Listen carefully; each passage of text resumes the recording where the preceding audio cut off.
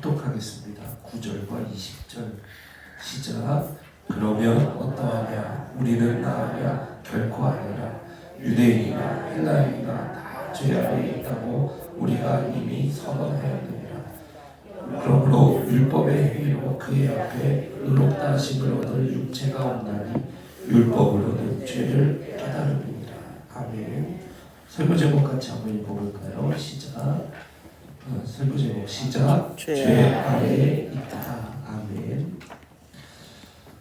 로마서 3장 9절에서 20절은 로마서에서 아주 중요한 이 절이 바로 이 로마 3장 9절에서 20절에 있습니다. 왜 그러냐면은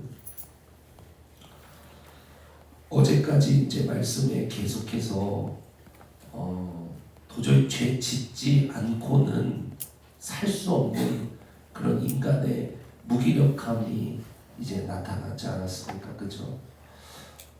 그럼 도대체 왜 인간이 그렇게 죄 안 짓고는 살 수 없는 존재가 되었는가?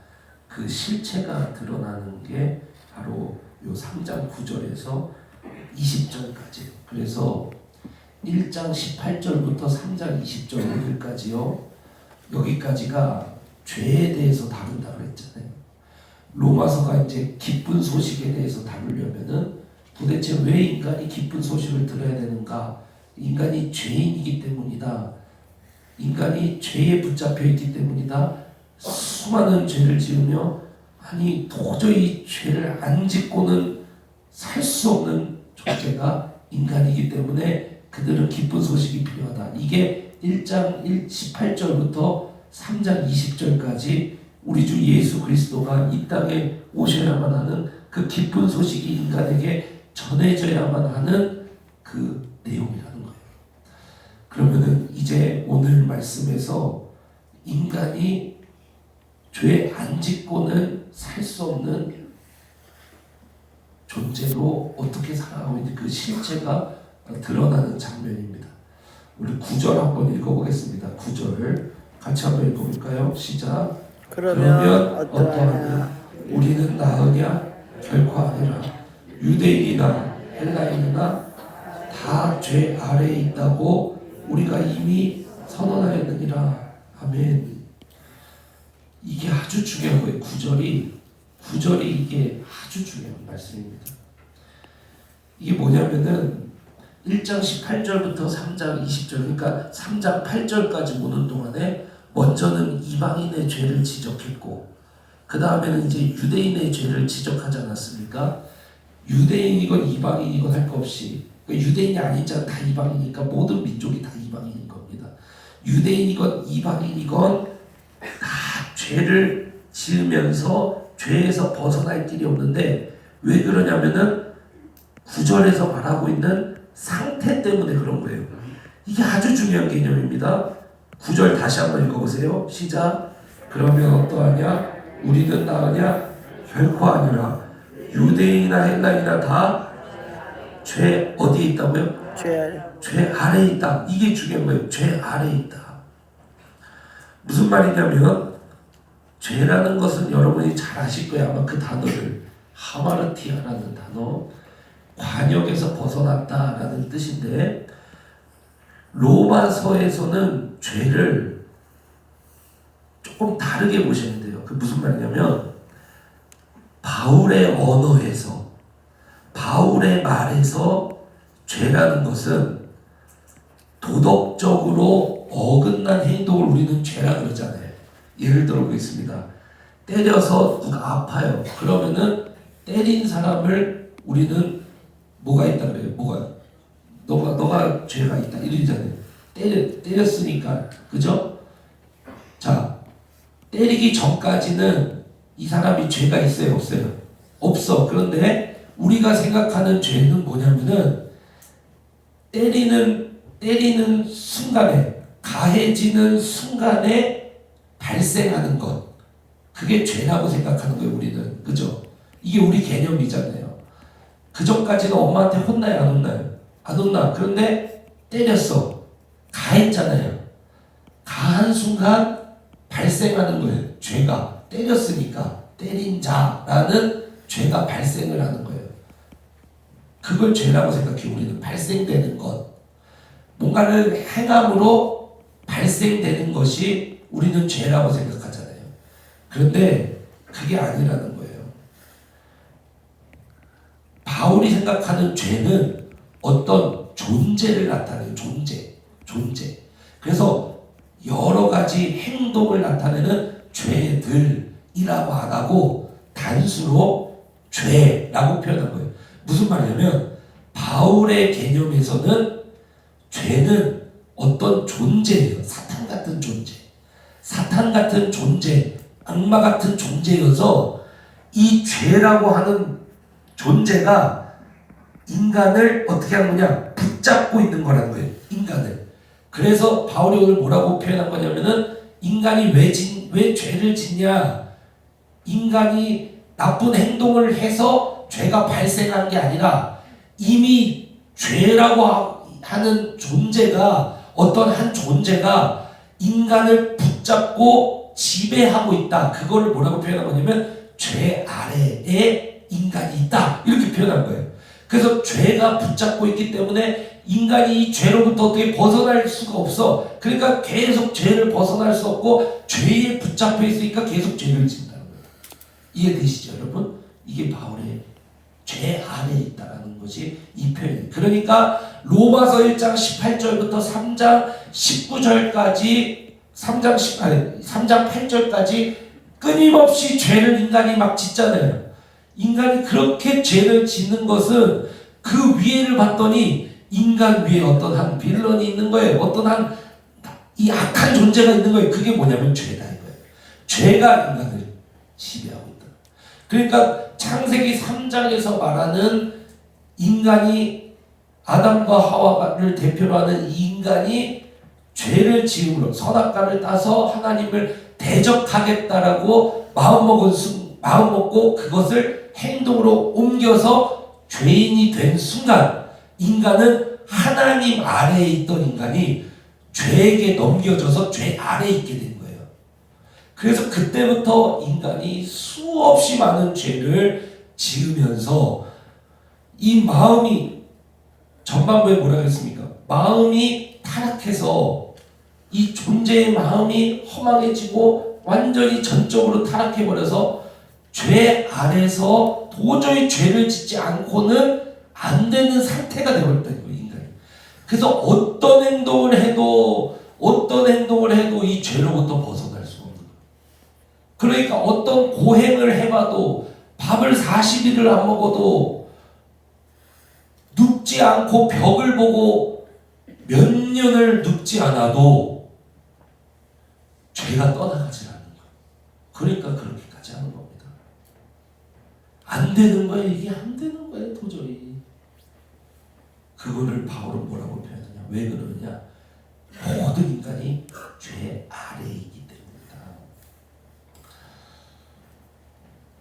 그래서 10절부터 18절까지는 성경에 나와 있는 내용들이 전도서, 시편 해가지고 쫙 이제 여러 구절들을 이제 나열시켜 놓은 건데요.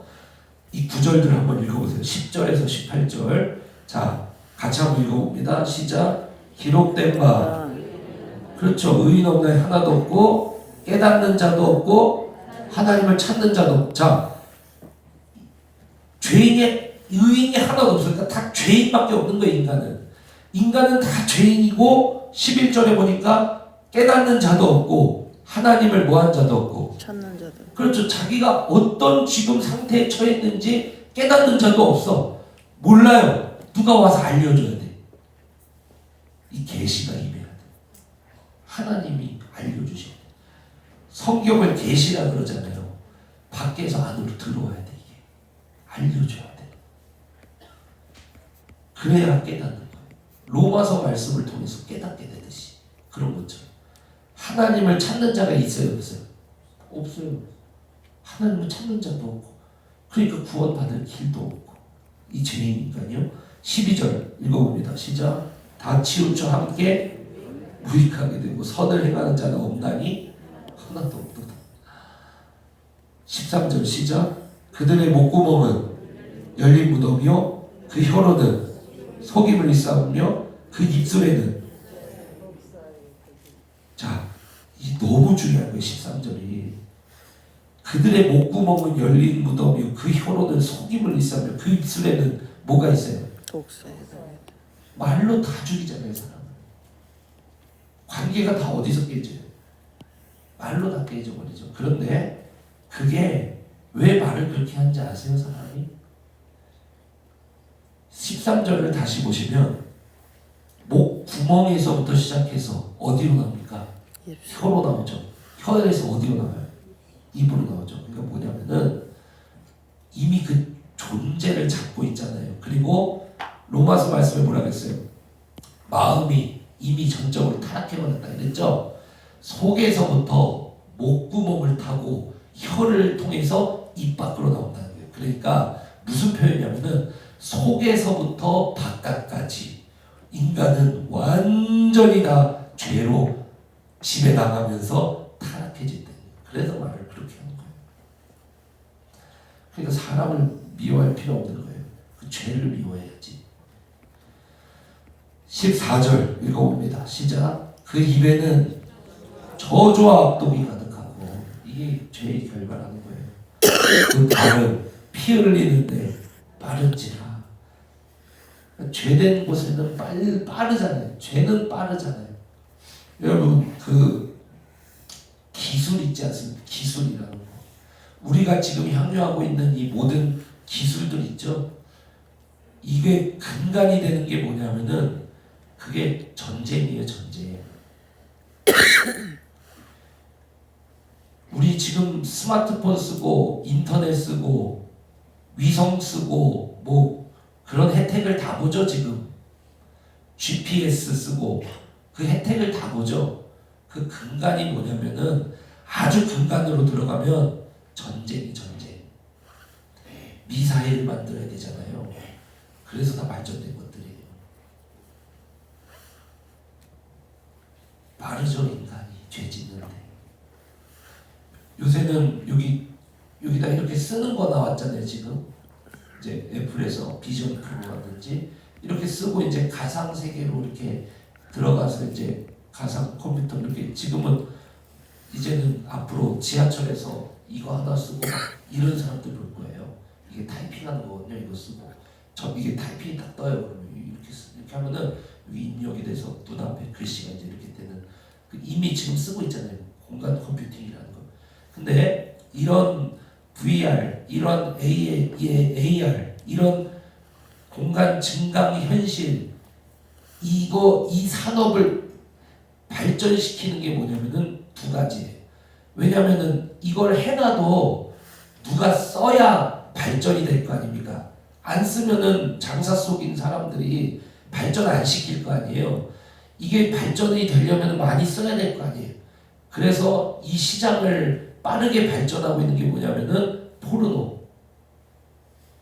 이걸 쓰고 봐야 될 거 아니에요. 그러면은 이거를 쓰고 눈앞에 남자 여자 탁 나타나서 그렇게 성적 가늠을 할 수 있는데 이거 딱 쓰고 그러니까 뭐가 제일 발전하겠어요? 미친 듯이 접속할 거 아니에요. 그러면 많이 쓰잖아요. 발전되겠죠.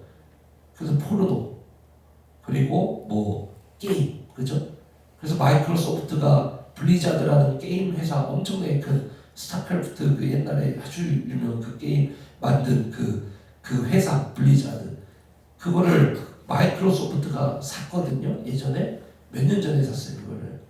그걸 왜 샀겠어요? 그 사람들 그 똑똑한 사람들이 게임 팔려고 샀을까요? 아니에요. 앞으로 시대를 대비하는 거예요. 이 산업을 발전시키려면은 게임과 포르노거든요. 그게 빨라요. 그게 빠릅니다. 그러니까 블리자드라는 회사를 사는 거예요. 이게 뭐냐면 컨텐츠를 사는 거예요. 그래야 그 컨텐츠를 가지고 접속할 거 아니에요. 거기에. 그래서 그걸 사는 거예요. 빠르죠. 제일 빨라요. 사람들은. 16절 파멸과 고생이 그 길에 있고 17절 평강의 길을 알지 못하였고. 시대는 점점 빨라지고 기술은 점점 발전하는데 스마트폰, 증강현실 점점 빨라지는데 점점 고도로 발전하는데 인간은 역대 겪어보지 못한 우울사회, 피로사회를 보낸다 그러죠. 17절 평강의 길을 알지 못해. 고도로 발전하고 이전에 겪어보지 못한 속도와 접속의 길이 열렸는데 인간은 오히려 더 외로워져요. 더 외로워져요. 우울증이라는 병이 있지 않습니까? 우울증. 근데 그게 결국에는 공동체 안에서 치료받는 병이거든요. 그게.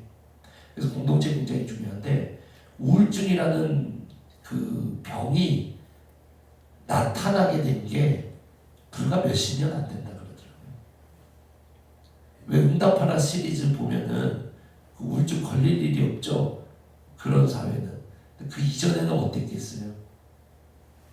사람 공동체가 없으면 살 수 없으니까 계속 만날 거 아닙니까? 우울증이 없는 거예요 그때는. 뭐 일시적인 건 있겠죠. 어떤 슬픔에 대한. 그런데 이 정도로 심각해진 거는 오히려 기술의 발전으로 사람이 혼자 있어도 살 수 있는 존재가 되었을 때. 그런데 오히려 반대로 인간은 평강을 잃어버리죠. 그걸 이야기합니다. 18절 같이 한번 읽어봅니다. 그래서 이 죄로 말미암아 인간이 어떤 상태가 되냐. 18절 시작. 그들의 눈앞에 하나님을 두려워하며 얻으리라고 하더라. 죄인인데 하나님을 두려워해야 회개하고 돌아설 거 아닙니까? 하나님 두려워하지 않아요. 하나님을 두려워하지 않습니다. 마음이 꼿꼿하죠. 그런데 문제는 뭐냐?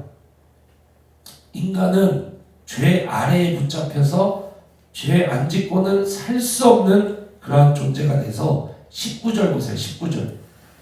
그 결과로 죄 아래에 있어서 인간은 하나님의 심판 아래로 들어간다 이거예요. 무슨 말이냐면 인간은 죄에게 붙잡혀서 이제 심판을 안 당하고는 배길 수 없는, 심판을 안 당할 수 없는, 심판을 피할 수 없는 존재가 되었다는 거예요. 그게 심판 아래에 있다 이 말인 거예요. 모든 인간은 죄로 말미암아 죄에서 벗어날 길이 없어서 끊임없이 죄를 지으며 심판 아래에 놓인 저주스러운 존재가 된 게 그게 인간이라는 거예요. 19절 한번 읽어보세요. 시작. 우리가 알거니와 무릇 율법이 말하는 바는 율법 아래에 있는 자들에게 말하는 것이니 이는 모든 입을 막고 온 세상으로. 자, 무슨 말인지 자세히 봅니다. 우리가 알거니와 무릇 율법이 말하는 바는 율법이 말하는 바는 이 말은 뭐냐면은 여기서 말하는 율법이라는 구약 성경 전체에서 말하는 법을 이야기하는 거예요. 자, 율법 아래에 있는 자들에게 말하는 것이니 율법 아래에 있는 자는 첫 번째 유대인, 두 번째 양심이 율법된다 그랬죠. 이방인은 율법이 없어도 자기가 이 세상의 기준을 안다 그랬죠. 그래서 좋은 것과 나쁜 것이 뭔지를 안다 그랬죠. 그래서 율법 아래에 있는 자들은 뭐냐면은 바로 유대인과 이방인 전부를 이야기하는 거예요. 쉽게 이야기해서 율법이, 구약 성경 율법이, 그러니까 하나님이 정하신 좋은 것과 나쁜 것이, 그 법이 율법 아래에 있는 자들, 그러니까 뭐냐, 모든 인간의, 자 여기 보세요. 이는 모든 뭐를 막는다 그래요? 모든 입을 막고. 입을 막고. 그러니까 무슨 말이냐면 지금 이 19절은 인간을 법정에 딱 세운 거예요. 하나님이 심판대 앞에 인간을 딱 세웠을 때 율법을 하나님이 딱 그 앞에 들이댄다 이거예요. 그러면은 율법을 딱 들이대니까 유대인은 꼼짝 못하고 이방인은 우리가 율법이 안 받았는데 하지만 너는 네가 알잖아. 네가 법이 있어서 좋은 것과 나쁜 것을 알아? 아니잖아. 네가 알잖아.